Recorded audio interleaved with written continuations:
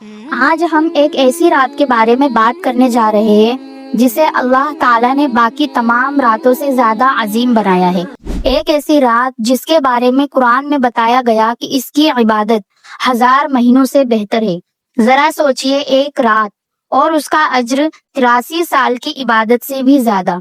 کتنی عظیم رحمت ہے اللہ کے اپنے بندوں پر۔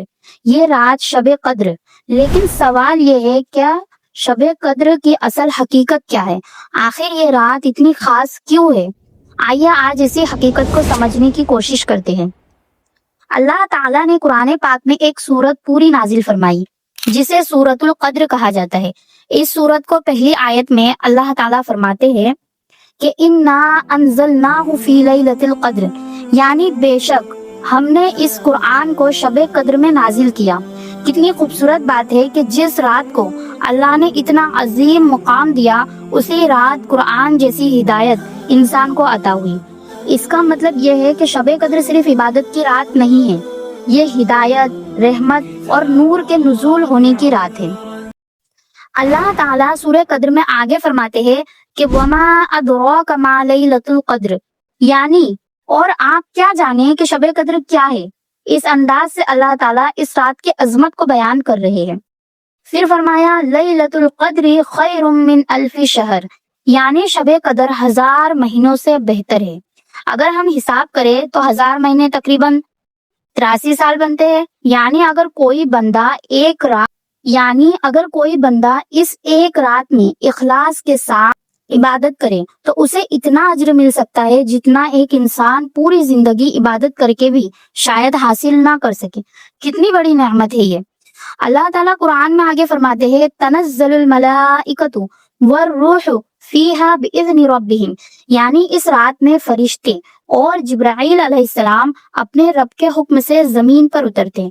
اس کا مطلب یہ ہے کہ یہ رات صرف زمین کی نہیں بلکہ آسمان کی بھی خاص رات ہے۔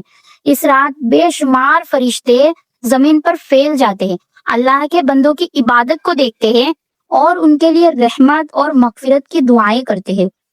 سورۃ القدر کی آخری آیت میں اللہ تعالیٰ فرماتے ہیں سلام ہی حتی مطلع الفجر، یعنی یہ رات سراسر سلامتی ہے فجر کے طلوع ہونے تک۔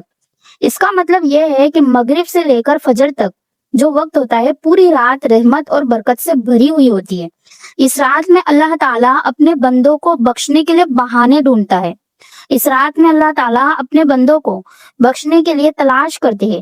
جو بندے سچے دل سے دعا کرتے ہیں، اللہ اس کی دعا کو سننے اور قبول کرنے کے بہت قریب ہوتے ہیں۔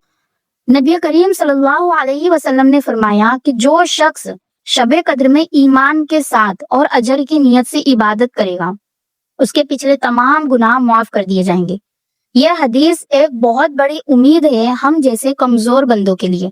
انسان زندگی میں بہت سی غلطیاں کرتا ہے، بہت سے گناہ کرتا ہے، لیکن اللہ تعالیٰ اتنے مہربان ہیں کہ ایک رات کی عبادت سے بندے کے گناہوں کو معاف کر دیتے، سب مٹا دیتے ہیں۔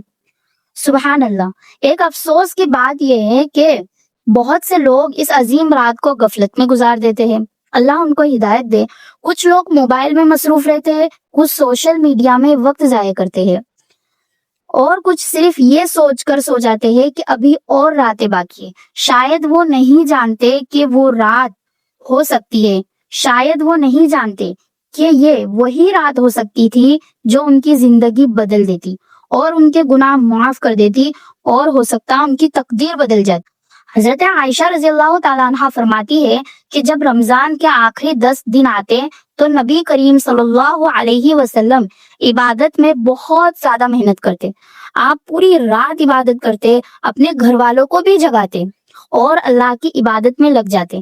یہ اس بات کی دلیل ہے ہمارے لیے کہ شب قدر کی تلاش میں نبی صلی اللہ علیہ وسلم کس قدر سنجیدہ تھے، تو ہمیں بھی اس میں محنت کرنی چاہیے۔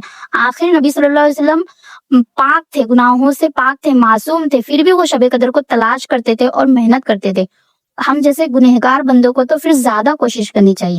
یہ تھی شب قدر کی عظیم حقیقت، ایک ایسی رات جس میں رحمت نازل ہوتی ہے، فرشتے زمین پر اترتے اور اللہ اپنے بندوں کو بخش دیتے ہیں۔ لیکن ایک سوال ابھی بھی باقی ہے کہ اگر شب قدر اتنی عظیم رات ہے تو اللہ تعالیٰ نے اسے چھپا کیوں دیا؟ آخر اس میں کیا حکمت ہے؟ اس حیران کن راز کو ہم اگلے ایپیسوڈ میں جانیں گے انشاءاللہ۔ جزاک اللہ خیر۔ ایسے ویڈیوز کے لیے میرے چینل کو سبسکرائب کریں۔ اگر ویڈیو اچھی لگی ہے تو ویڈیو کو لائک ضرور کریں۔ السلام علیکم ورحمۃ اللہ وبرکاتہ۔